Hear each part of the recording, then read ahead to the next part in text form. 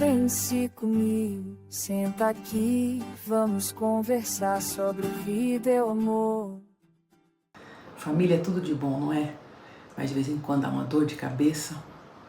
Será que as brigas de família estão aumentando? Ou sempre foi assim? E os novos conceitos de família? E pensar na família estendida?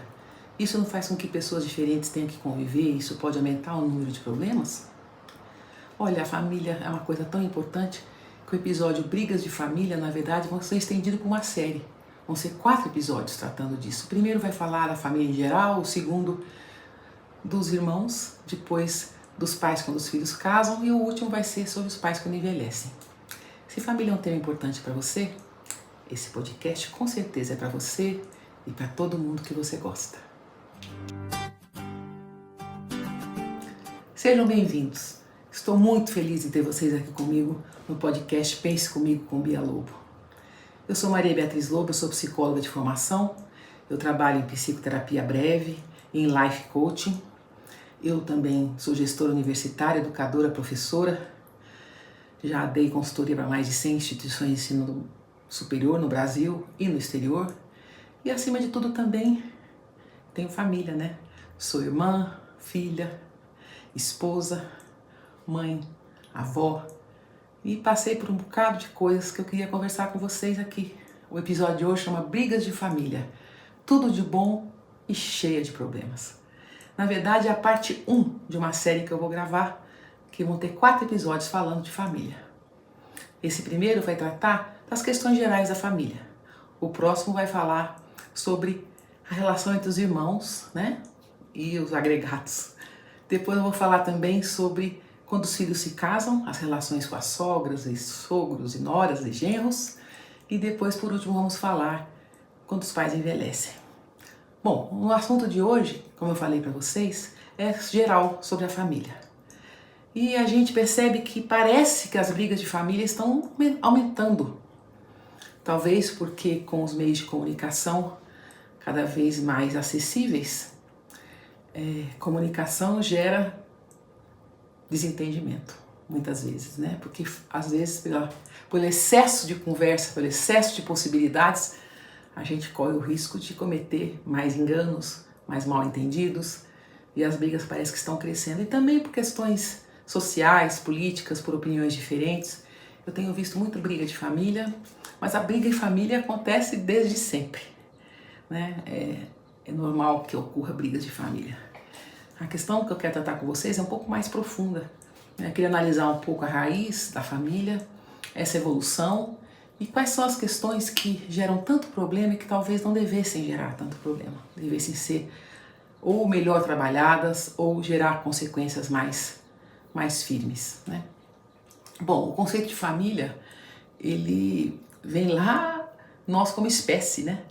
Como espécie fomos crescendo a partir dos Neandertals e tudo mais, e vivia assim na caverna e núcleos de machos e fêmeas com seus filhotes, às vezes mais de uma família no mesmo espaço, às vezes várias, e o ser humano é, entre todas as espécies do planeta, talvez a mais indefesa quando nasce, porque em razão do nosso cérebro, nossa cabeça é tão grande que não dá para fazer com que todo o desenvolvimento necessário para uma certa independência, como tem outros animais, aconteça por meio do parto do corpo da mulher. Então, o corpo da mulher não aguentaria manter a criança o tempo necessário para que todo o cérebro desenvolvesse as questões que tornariam a criança um pouco mais independente. Com isso, né, essa dependência maior que os filhotes, no caso os filhos dos seres humanos, possuem, a questão da família foi alimentada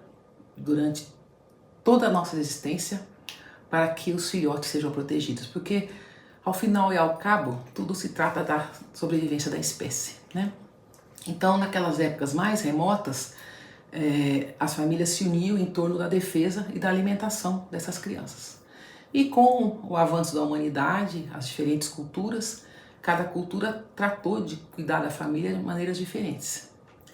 O que eu sei, e você sabe também, é que certamente lá nos primórdios, ou mesmo até o começo do século, as distâncias entre as famílias eram maiores quando se vivia na zona rural, Então você não tinha tanto contato, às vezes viagens longas para poder encontrar familiares. E a família se resumia praticamente a pai, mãe e filhos, né? Até que esses filhos criassem as suas próprias famílias. Depois, com o advento da tecnologia, né, com as mudanças da sociedade, o desenvolvimento das grandes cidades, as famílias foram crescendo e se avolumando no sentido de conviver mais, né, entre si. Não necessariamente com a prole maior, ao contrário, né, a humanidade diminuiu o tamanho da prole, vem diminuindo em muitos países, isso é um problema muito grande. A questão da diminuição da natalidade. Mas se a gente imaginar, que é isso que eu quero fazer, uma análise muito rápida, geral, antigamente você tinha pai, mãe e vários filhos que cresciam com uma certa independência, os mais velhos cuidando dos mais novos, né? Tinha um peso muito grande dos pais, da responsabilização dos pais, da disciplina, né? Da autoridade que os pais exerciam sobre os filhos. E família era uma questão que ao mesmo tempo gerava alguns problemas incontornáveis. Então, quando havia problemas sérios, filhos eram mandados embora de casa, filhas eram mandadas embora de casa, ou fugiam, né? E a convivência de família ficava segregada àquilo que os pais, né, às vezes com os avós participando ou não, autorizavam que acontecesse. Então, o pátrio poder, né, pai mandando na família. Já teve épocas em que o matriarcado existiu, né? Mas certamente na nossa lembrança o pátrio poder é uma coisa muito maior, apesar de em certas famílias, né, quem manda mais é a mãe. E no Brasil, por exemplo, quase metade das famílias são conduzidas por mulheres, porque os maridos ou os companheiros deixam a família e a mulher é que toca e que mantém a casa e os filhos, né? Então, com essas mudanças todas, vocês imaginem que a forma de conviver das famílias também mudou bastante. E o mesmo conceito de família mudou muito, né? Família era só que tinha laços de sangue. Aí vem o direito, né, através da impulsão da própria sociedade, e amplia um pouco esse conceito de família, introduzindo pessoas que são socioafetivamente ligadas. Pode-se discutir se isso é bom, se isso é ruim, mas existe de fato pessoas que se agregam, convivem juntos, podem não ter laço de sangue, mas são entendidos como parte da família. E também a sociedade acabou regulando mais, através do direito, através das normas sociais, através da própria forma como as pessoas valorizam certas coisas, acabou mudando a ideia de que a família faz o que quer, do jeito que quer, todo mundo do jeito que quer. Então houve interferências na forma de criar os filhos, na educação das crianças, na questão da convivência, da divisão do patrimônio, em caso de separação, de guarda, tudo isso foi mudando, né? E certamente, ao mudar, gera necessidade de adaptações, e não necessariamente essas mudanças diminuíram os conflitos, em alguns casos até aumentaram os conflitos, mas estamos aí com uma nova visão do que é família, e também estamos aí com uma nova perspectiva de que muita gente entende que família é tudo. Família é tudo, é a coisa mais importante que a gente tem. Eu tendo a concordar que sim, quando tudo está dando certo, né? Certo não quer dizer que seja o tempo inteiro certo, mas que no geral a convivência de família seja saudável para as pessoas, né?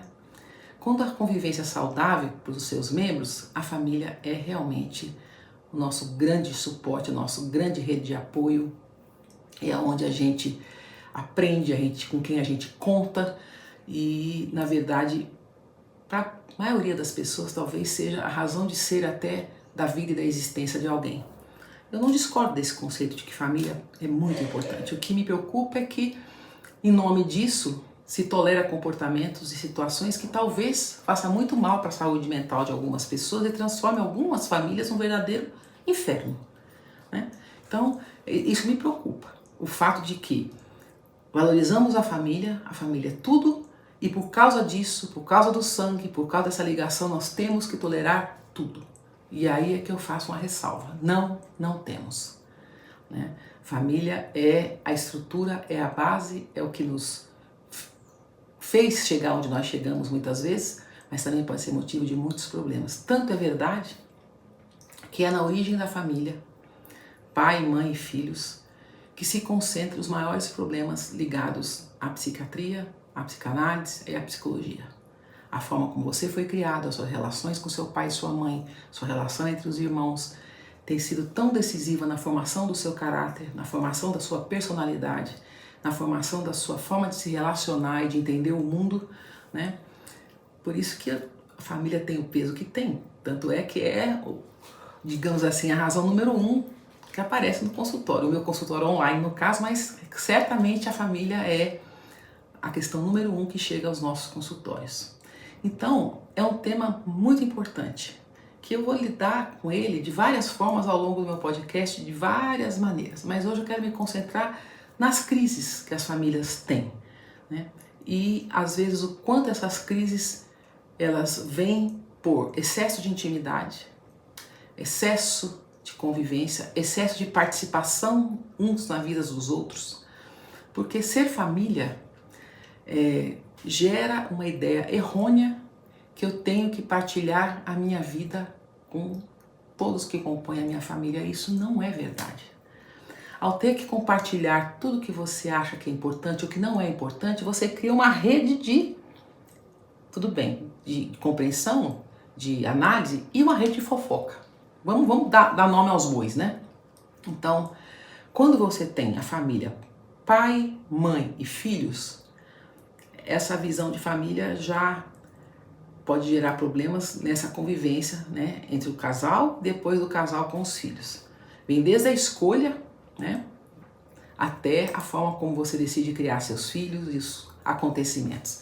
E os problemas que a família tem, esse núcleo familiar, com os seus ascendentes, né, no sentido de pais e mãe, de cada um deles, e lateralmente, né, os laços consanguíneos, irmãos e tios e tudo mais. Então, quando você estende a família, né, não basta já a família em si ser uma coisa difícil de você manter, de você viver de uma forma saudável para a mente das pessoas, mas quando você amplia o conceito de família, inclui aí tios, tias, primos, né?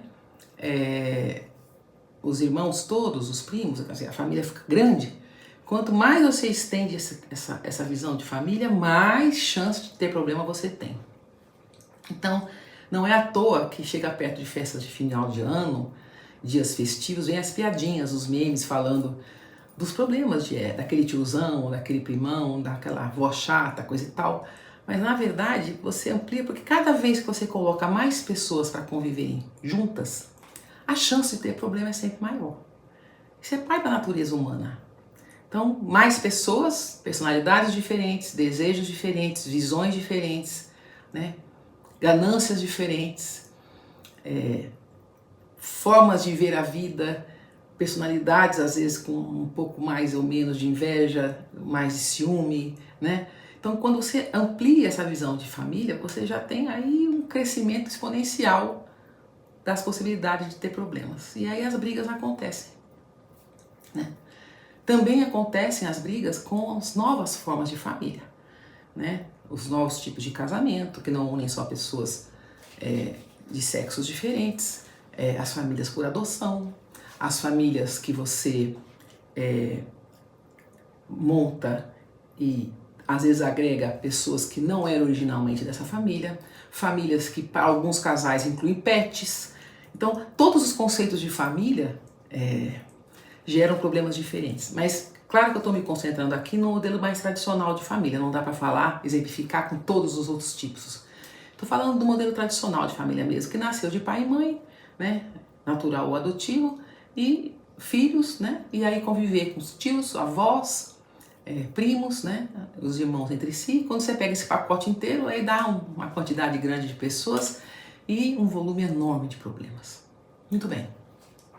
O problema é que quando você tem uma família alegre, que se encontra para momentos festivos e que consegue dominar os seus impulsos, geralmente é muito agradável estar em família, né?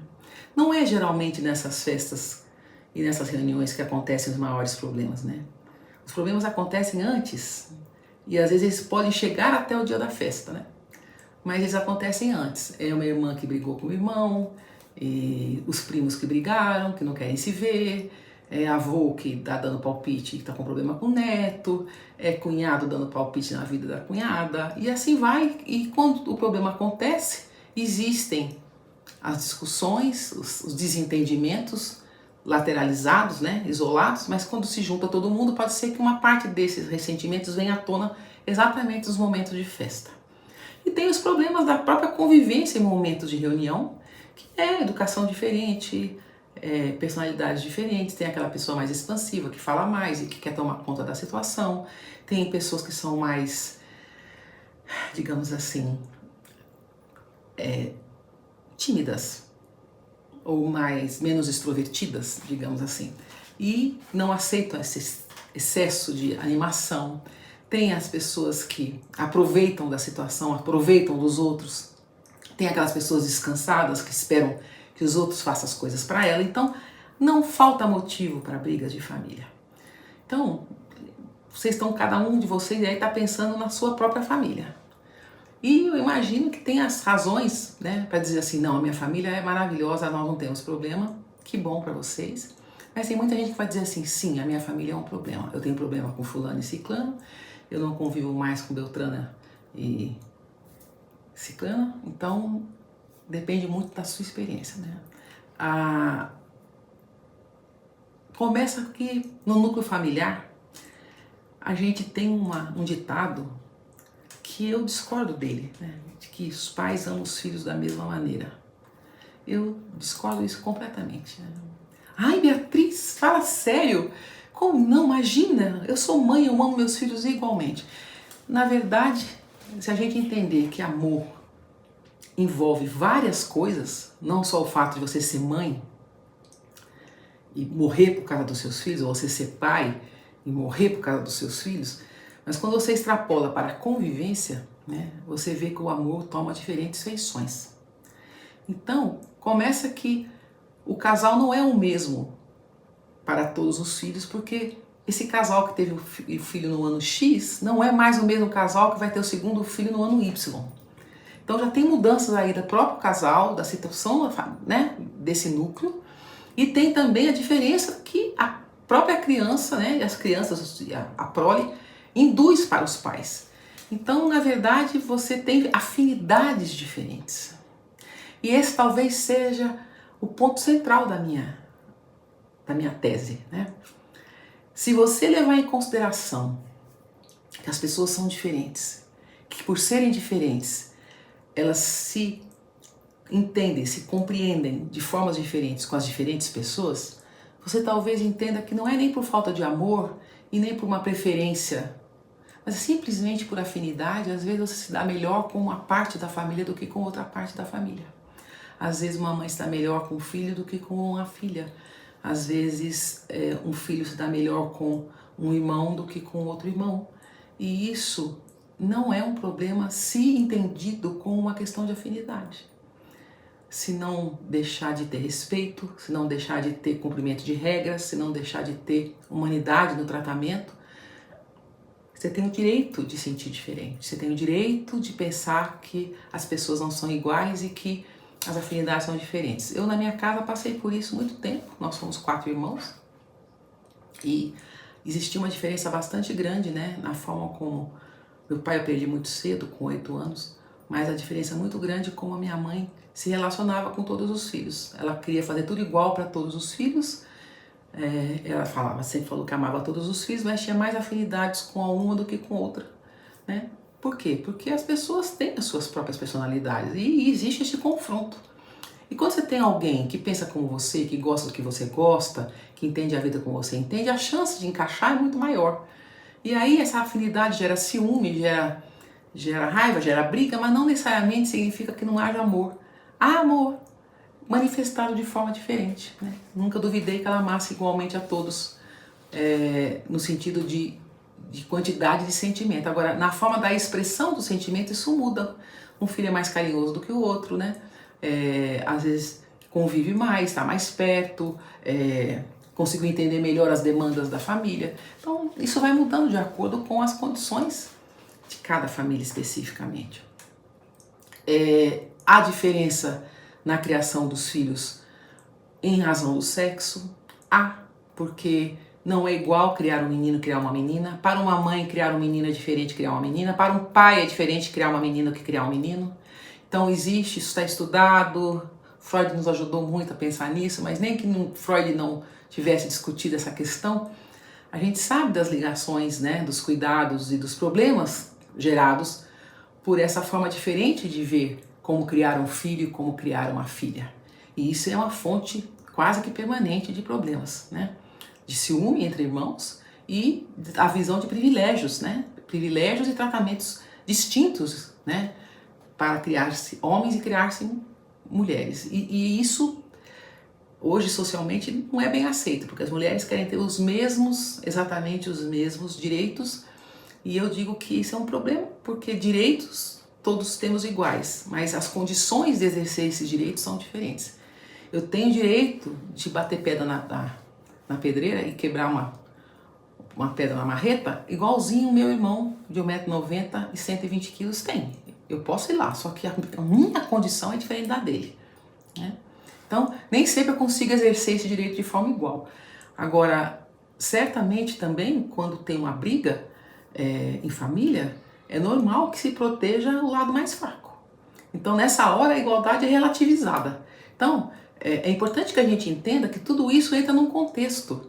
E esse contexto faz com que as famílias acabem se desgastando, tendo problemas de convivência, mas que devem ser absorvidas na medida em que você compreende a origem do problema, tem condição de conversar e discutir o problema e também tem condição de tomar decisões, mostrar como você pensa, porque às vezes a coisa é tão complicada que você não consegue nem dizer o que você acha, você não tem liberdade de se expressar e aí a coisa pega. Ou às vezes um ente da família exerce uma autoridade muito grande em relação aos outros e não quer ser contestado ou contestada, e com isso você cria um problema grande de convivência, fazendo com que as famílias acabem se esfacelando, né? Há diferença também na criação de filhos por idade. É diferente você criar o seu primeiro filho, o segundo filho você já tem a experiência do primeiro. A psicologia, inclusive, costuma dizer que o segundo é a sombra do primeiro. Se o primeiro é muito calminho, muito tranquilinho, o segundo vem um furacão e vice-versa, e acontece muito mesmo. Tem a famosa síndrome do terceiro filho, eu sou terceira filha, que se acha um pouco mais largado, porque ninguém mais presta atenção, é aquele que cresce dentro do carrinho no barulho, que ninguém se incomoda, porque já tem os dois fazendo bagunça suficiente para o terceiro filho. E quando a família é muito grande, então aí a diferença é enorme, né? E geralmente você vai ter a proteção do caçula, que sabe que é o último, que é o mais novinho, que todo mundo cuida e cresce cheio de mimo, a responsabilização do mais velho. Isso aí vai ser um tema para um outro podcast, né? A questão da diferença na criação dos filhos, mas isso tudo contribui para os problemas de família no futuro. As briguinhas quando são crianças são contornáveis, mas elas vão se avolumando, né? Elas vão criando traumas e criando concepções que depois, mais para frente, eclodem e você pensa que o problema é um bolo e não é um bolo. Na verdade, nós estamos falando de uma disputa que vinha lá de trás e que na hora daquele bolo eclodiu. Então, quando você pensar e entender que é assim que acontece, há diferenças, não venha querer esconder dizendo que é tudo igual, que cria tudo igual. Não cria. Não cria, as pessoas não são iguais, as situações não são iguais, a época não é igual. Então, não tem como dizer isso. Então, tem que entender que isso vai acontecer, é melhor estar preparado, né? Do que se iludir achando que isso a gente supera porque somos família. Às vezes não supera. Eu quero depois falar com vocês o que a gente deve fazer quando a gente não supera. Muito bem. Quando a gente chega a essa conclusão de que o núcleo de família já tem problema, pai, mãe e filhos, já tem seus próprios problemas. Quando eu estendo a família, eu tenho mais ainda, principalmente quando há diferenças de tratamento óbvias, né? Você percebe que existe uma tendência a achar que porque a família tudo é permitido e tudo deve ser perdoado. E eu tenho um critério um pouco mais firme em relação a isso, né? Eu acho que tudo deve ser analisado, tudo deve ser discutido, mas tem certas coisas que talvez não dê para relativizar, né? Pensa comigo, se você tem um ente da sua família que você não gostaria de conviver absolutamente em momento nenhum se ele não fosse da sua família, eu te pergunto, por que você tem que conviver com essa pessoa? Ah, porque senão meu pai e minha mãe vão sofrer muito. Tá aí, uma boa explicação. É uma concessão que você está fazendo. Faça essa concessão se você achar que isso é relevante e que isso é mais importante do que o teu bem-estar, né, a tua paz, a tua saúde mental. Mas é muito comum, inclusive, quando o pai e a mãe vão embora, acabando o motivo que as coisas verdadeiras apareçam, né? Então, você está adiando um conflito que está aí. Então, quando eu penso assim, se fulano de tal ou fulano de tal, se não tivesse laços de sangue comigo, ou se não tivesse casado com alguém da minha família, eu jamais gostaria de conviver com essa pessoa, porque essa pessoa me faz mal, essa pessoa, eu tenho sérias restrições sobre ela, é uma pessoa que eu não faria parte do meu convívio, não faria parte do meu bem-querer, me faz mal estar perto dela, eu diria para você, não conviva. É um direito que você tem. Você vai ser julgado por isso, provavelmente você vai ser julgado por isso. Mas as pessoas têm que parar de dizer que porque tem seu sangue, você tem que conviver. Porque seu sangue, até pernilongo tem. Não é? Aquele velho ditado? Então, se for uma questão de sangue, a gente tem que conviver com todo mundo que tem seu sangue. Na verdade, não é verdade. O laço sanguíneo não garante que você tem uma família. Tanto é verdade que se vocês separarem crianças no nascimento, laços sanguíneos, né? Reuni-los não quer dizer que eles formarão imediatamente uma família. Podem nunca vir a formar uma família de verdade, porque não conviveram. E a família é essencialmente convivência. E por isso é que é tão difícil. E por isso que tem tanta briga. Porque ao conviver você vê os problemas, ao conviver você cria as crises, ao conviver você percebe e entende como a pessoa é, ao conviver você tem que tomar decisões. Então, conviver é a questão. Você pode ter até, eu acho que é importante que tenha, sempre que possível e viável, uma convivência social, no sentido de encontrar numa festa, saber cumprimentar, poder minimamente ter aquela conversa, como está, tudo bem, e você, tudo bem? Que não traga aquele desconforto generalizado para as pessoas. Então, esse mínimo de sociabilidade, né, você deve tentar desenvolver quando é possível. Mas conviver, eu acho que não é o fato de ser irmão, de ser pai, de ser mãe, de ser filho, de ser seja quem for, né? Avô, avó, tio, tia, né?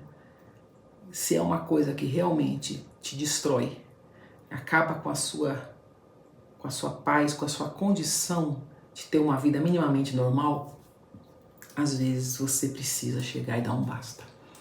Eu vou dar um caso para vocês de uma paciente que eu tenho e que ela tinha alguns filhos que, na ausência do marido, o marido faleceu, ela ficou, né, cuidando dessas pessoas, desses filhos, e uma das filhas, que foi a última que ficou com ela, se casou tardiamente e se envolveu com coisas muito complicadas, expondo inclusive a mãe a perigos e tudo mais. E essa mãe vinha falar para mim o tempo inteiro, né, do sofrimento, né, e da tentativa de resgatar essa filha. Né, minha filha ia atrás, e interna e não resolve, desinterna e rouba as coisas de casa, aquela coisa horrível que eu não desejo para ninguém. Aí chegou um dia que ela, conversando comigo, falou, olha, eu cheguei no ponto de sair de madrugada, uma chuva desesperada, indo na biqueira para encontrar minha filha no meio de traficante. Descobri que a pessoa que ela botou dentro de casa explorava ela e tudo mais, e que eu estava correndo perigo, né? E aí eu perguntei para essa pessoa, você reconhece a sua filha nessa pessoa? Aí ela disse, não mais, é outra pessoa para mim. E eu fiz essa comparação com ela. Falei, olha, você imagina que você, Deus que me perdoe, não desejo para ninguém, tem um acidente com um filho seu que se transfigure por causa de uma queimadura ou por causa de uma coisa horrorosa, você nem o reconhece fisicamente, mas você o reconhece enquanto personalidade, enquanto pessoa. A pessoa do seu filho, da sua filha, está lá dentro daquele corpo. O que a gente faz como mãe e pai? A gente cuida, porque o filho está presente. Mesmo que o corpo esteja dilacerado, o filho está presente, a filha está presente. E tem casos em que o corpo permanece inalterado, mas a pessoa que era seu filho não está mais lá, né? E aí você não reconhece mais a pessoa, aquele laço se rompe. E naquele momento você tem que chegar e dizer, você precisa se preservar. Talvez você tenha que ficar distante dessa pessoa para poder reconstruir a sua vida. Porque tem momentos que você tem que fazer uma escolha, senão a sua vida vai virar um inferno permanente. Até você ter um AVC ou até você fazer uma bobagem qualquer. Então a gente também tem que saber que existe um limite. Que não é porque a família é sangue que você tem que aguentar tudo. Não, não tem que aguentar. Porque é isso que adoece as pessoas. Ir além do seu próprio limite. Isso adoece o ser humano. Então, esse é o momento em que eu falo, pare para pensar, né? Se você quer conviver, com quem você quer conviver, e vamos respeitar isso. Eu sei que tem talvez algumas pessoas, membros desse conjunto, desse núcleo familiar, possam não aceitar a sua decisão. Mas com o tempo vão entender que você não quer, que é uma decisão que tem que ser respeitada, vai ser lamentada, vai ser criticada, vai ser motivo de julgamento e fofoca, mas é uma decisão ao qual você tem direito. E isso pode preservar a sua saúde definitivamente, sua saúde mental. E há também casos de família assim que são... Nossa, gente, eu acho que eu conheço centenas de casos de família e cada família é diferente uma da outra e toda família tem o seu problema. Quando eles aparecem todos bonitos na fotografia, tenha certeza que por trás daquela foto tem problema. Feliz da família que fica, da família que consegue conviver e que tem momentos agradáveis juntos, né? Eu tenho vários exemplos de família que convivem muito bem. Por exemplo, eu convivo muito bem com a família do meu marido, os filhos, as noras e os netos da parte do meu marido. É uma família querida para mim, é a minha família hoje, muito mais do que a minha família consanguínea, né? E eu tenho essa liberdade, né, de estar com eles, de conviver com eles, e os filhos deles são meus netos de coração, igualzinho, trato igual, amo de paixão, cuido, faço o que é possível. E só que eu percebo que isso depende muito de como é que o meu marido lidou com isso. Como é que ele lidou com essas duas situações de como unir, né, os filhos dele com o meu filho, que se consideram irmãos, né, se dão super bem, independente da gente estar perto ou não. Como ele conduziu bem tudo isso. E eu também fiz o meu esforço para que essas coisas caminhassem bem. Então, às vezes, o bom convívio depende da inteligência e da capacidade, né, das cabeças da família saberem levar isso bem. Às vezes são as cabeças da família que fazem as coisas irem mal, não é verdade? Então, cada caso é um caso. Para terminar esse episódio, eu queria contar um caso para vocês que é tão assim que parece coisa de novela, né? Mas eu sei que não é de novela o que aconteceu comigo. E mostra como essa questão de família é complexa e como pode ter casos incríveis que a gente nem sonha, né? Muito bem, deixa eu contar para vocês. Meu pai é de uma família de 6 irmãos. Ele nasceu no Ceará e teve mais 3 homens e 3 mulheres, né? Os pais dele que criaram, por causa do meu avô paterno, criaram os filhos para os rapazes para serem padres e as mulheres para serem freiras. Que coisa esquisita? Pois é, só para vocês verem que essa história, quanta coisa vai entrar aí de coisa diferente, tá? E aí, como ele criou, meu avô criou os filhos pensando assim, todos foram para o seminário, né? Os rapazes, né? E meu pai foi para o seminário. E meu pai foi um homem muito bonito, mas muito bonito. E dos 3 homens da família, ele era o único que de verdade queria ser padre. Ele achou que tinha essa vocação. Só que na época da ordenação, o mentor dele falou para ele: Luiz, você não vai ser padre não, porque por duas razões. Naquela época, a psicologia tinha desenvolvido um sistema de medidas da cabeça, e essas medidas diziam que tipo de personalidade você tem, se você tem esquizofrenia ou não, se você tem vocação para isso ou não. E ele usou essa questão para dizer que meu pai não tinha vocação para ser padre. E veio com uma frase muito interessante: você é bonito demais para ser padre, você vai ter muitas tentações, então a gente acha melhor você não continuar no seminário. E ele saiu arrasado lá de Baturité e voltou para a casa dos pais em Fortaleza. Quando ele chegou, o pai, vendo que ele tinha deixado o seminário, não perguntou a razão do meu pai ter saído do seminário, ficou revoltadíssimo e falou: aqui em casa você não fica. Ele disse: não, eu vou embora para São Paulo. Aí meu avô perguntou: você tem dinheiro para passagem? Meu pai não tinha. E disse: não, eu tenho, pai, pode deixar. A mãe dele estava na rede, despediu dele chorando também. E ele, com o paletó de linho branco, chapéu, meio Panamá, pegou a boleia de um caminhão e veio vindo em direção ao sul, né? Ele chegou a São Paulo, na verdade, e entrou na USP para completar os estudos na área de línguas. Mas entre Ceará e São Paulo havia uma cidade chamada Bastos, que tem uma enorme concentração de japoneses, como tem a minha cidade, Mogi das Cruzes, tem muito japonês também. E nessa parada que ele fez em Bastos, ele conheceu uma moça japonesa e se apaixonaram. Naquela época, eu tô falando, gente, da década de 50, tá? Então, a gente tem que colocar tudo isso em perspectiva. E eles namoravam escondido porque a família dela, japonesa, não aceitava que ela namorasse um brasileiro. Ou que não fosse japonês, não importa se é brasileiro ou não. E ela engravidou. Naquela época, vocês imaginam um absurdo, né? E com medo de ser retaliada pelos pais e que fizesse alguma coisa com meu pai, ela disse que não tinha condição de ficar com ele. E ele disse: eu entendo você, para te preservar, eu entendo você. Aí ele falou: mas eu não tenho como.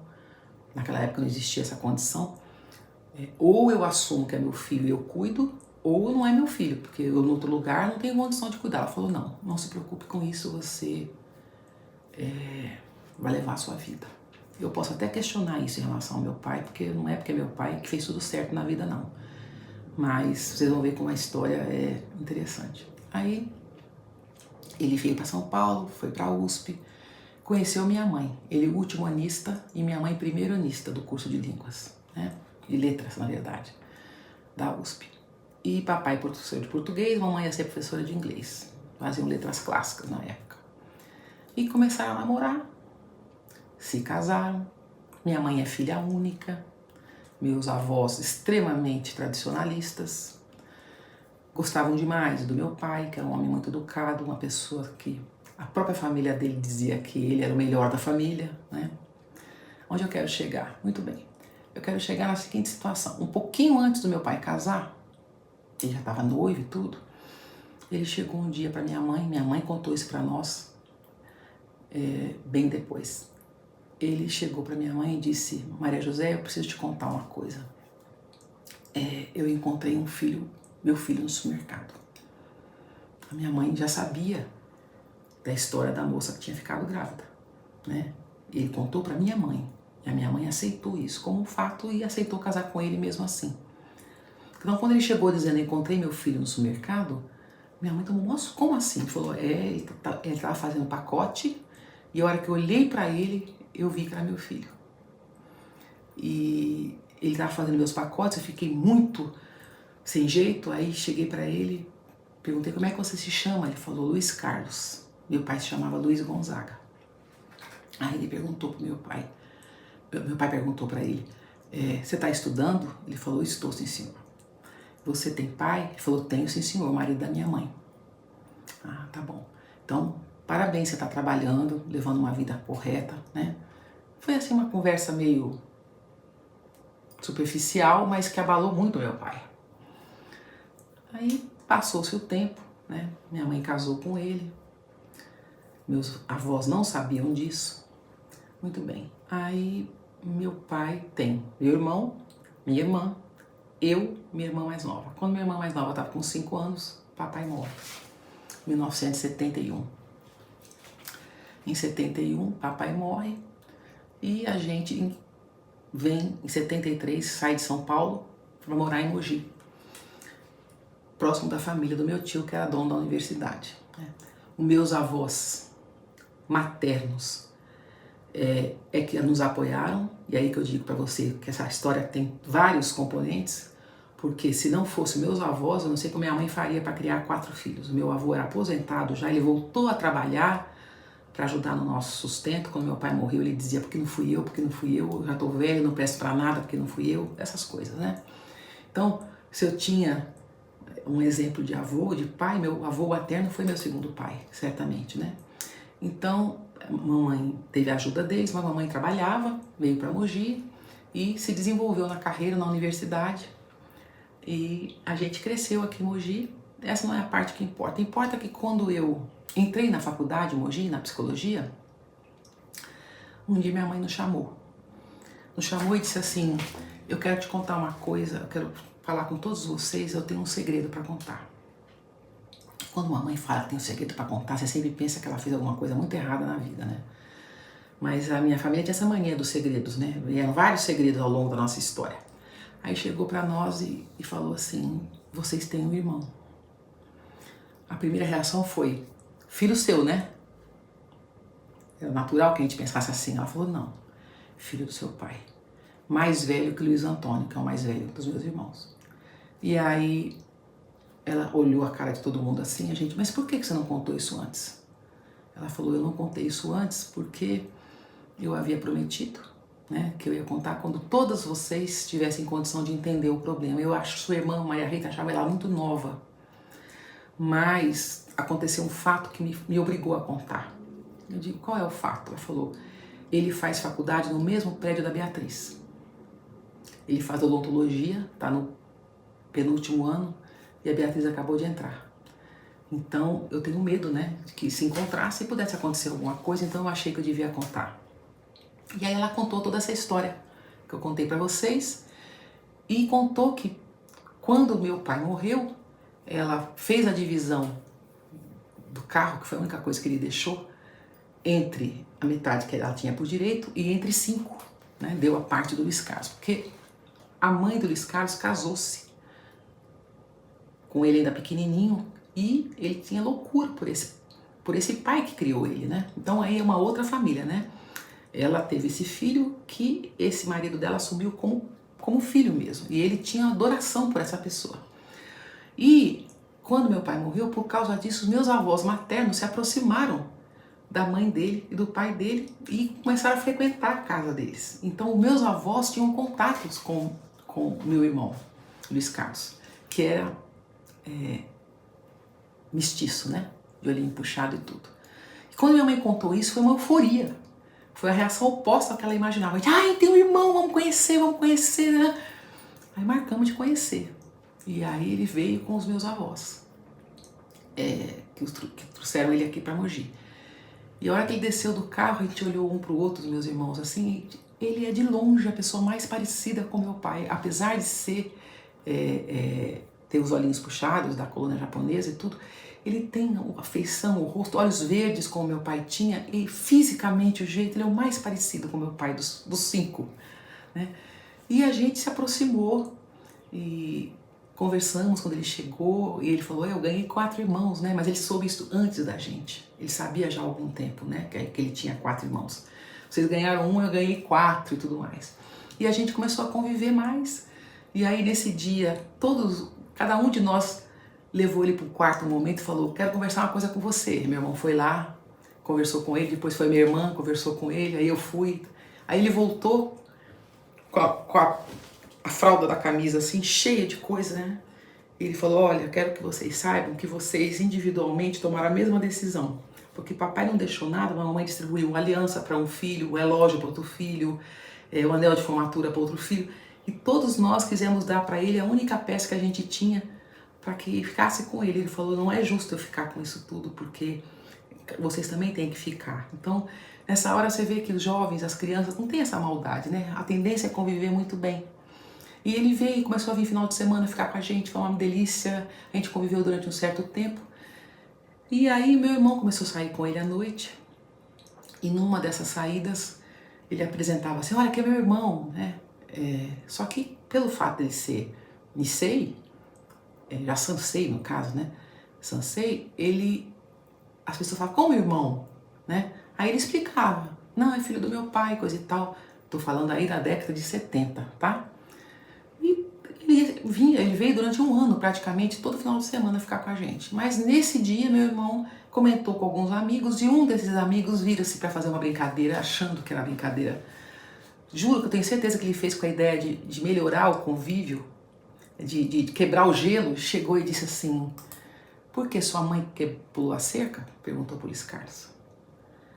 E o Luiz Carlos murchou e não quis mais saber.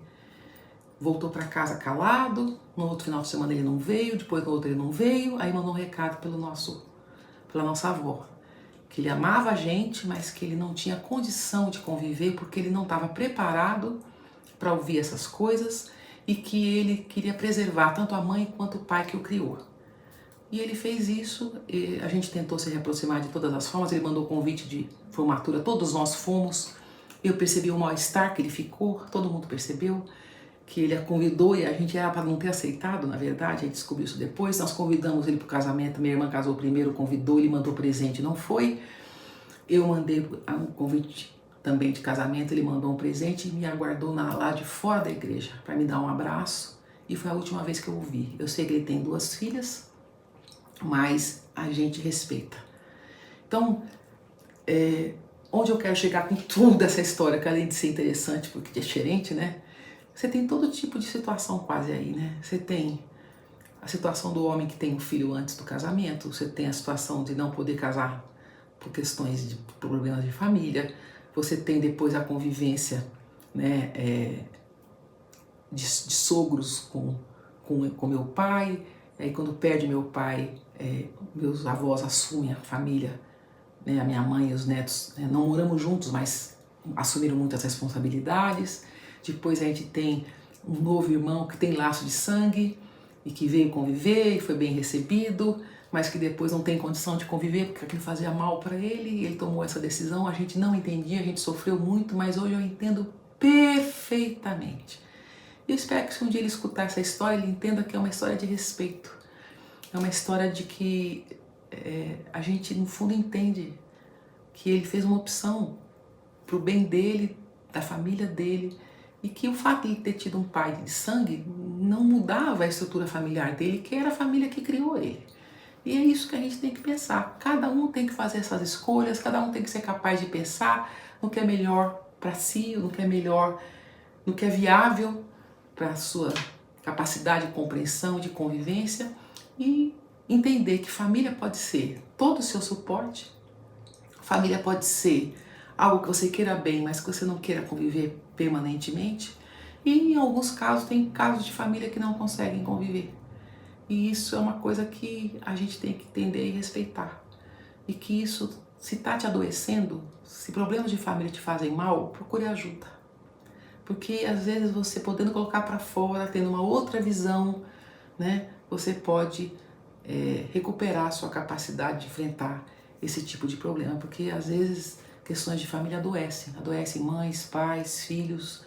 E muitos problemas que a gente tem, a gente nem sabe, mas começaram lá atrás, né? Provavelmente na sua criação, na sua relação com seus irmãos e com outras pessoas. E isso é muito comum, que acabe gerando algum tipo de problema, que depois com o tempo você pode buscar ajuda, isso não tem mal nenhum. Se você não tem nenhum tipo de transtorno, você pode trabalhar isso numa terapia mais leve, uma psicoterapia breve, tentar levar isso para compreender melhor a sua vida, porque você se comporta assim, como é que você lida com essa situação. Então, problemas de família existem, a gente tem que aprender a lidar com isso, mas mais do que tudo, sabe, a gente tem que dar valor àquilo que tem valor. E eu posso dizer para vocês que eu tenho pessoas na minha vida que eu considero mais família do que algumas pessoas que têm sangue. Pessoas que eu escolhi, ser minha família, escolhi ser meu irmão de coração, sabe? Escolhi que sejam pessoas que fazem parte da minha vida, com quem eu me preocupo, que eu me lembro, que dividem as coisas comigo e com quem eu posso contar incondicionalmente. Então, se a gente vai alargar o conceito de família, vamos alargar também para as pessoas que realmente fazem tanta importância na vida da gente, que a gente escolhe que seja família. Né? Todo mundo tem uma ou duas pessoas na vida que às vezes são mais próximas de você do que um irmão. E isso é muito interessante, é muito bom. Mostra como é saudável o relacionamento, que ele não precisa ser necessariamente consanguíneo, né? Ao mesmo tempo, se você consegue cultivar uma família de sangue que se dê bem, e quando se dão bem é uma alegria estar junto, eu tenho uma parte da minha família que é uma alegria quando me reúno.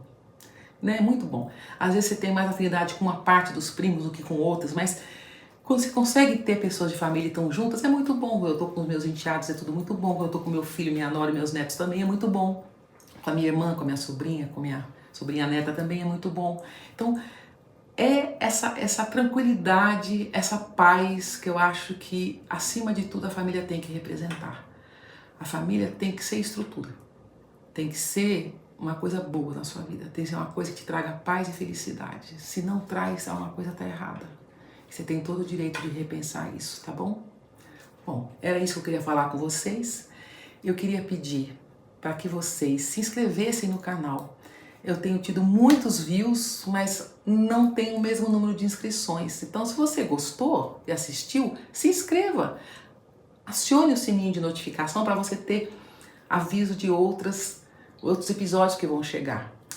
Toda quarta-feira, às 8 da noite, tem uma premiere, que é o lançamento de um episódio inédito. Então, se você acionar o sininho, a gente tá, a quarta-feira, 20 horas, eu posso estar respondendo suas perguntas pelo chat. Entendeu? O episódio é gravado, mas eu tô acompanhando para poder responder perguntas pelo chat. Vocês também podem mandar sugestão de temas. Mandem sugestões de temas. Mandem suas histórias. Mandem suas histórias de família. Talvez elas possam ajudar a complementar ou até criar novos episódios, porque o assunto pode vir a calhar exatamente com aquilo que eu estou querendo dizer. Então, se você mandar uma história que se coadune com o que eu quero dizer, com o que eu penso, ou que traga uma coisa que me faça repensar, eu posso trazer, preservando a sua identidade claramente, trazer sua história para as pessoas entenderem a análise que eu posso fazer, tá bom?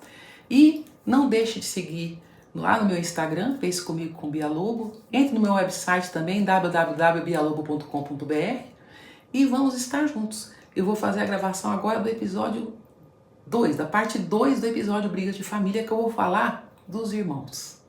Nossa, tem coisa, hein? Tá bom? Então aguardo vocês, espero vê-los em breve, agradeço muito a presença e nunca se esqueça. Pense comigo, mas decida por você. Fiquem bem.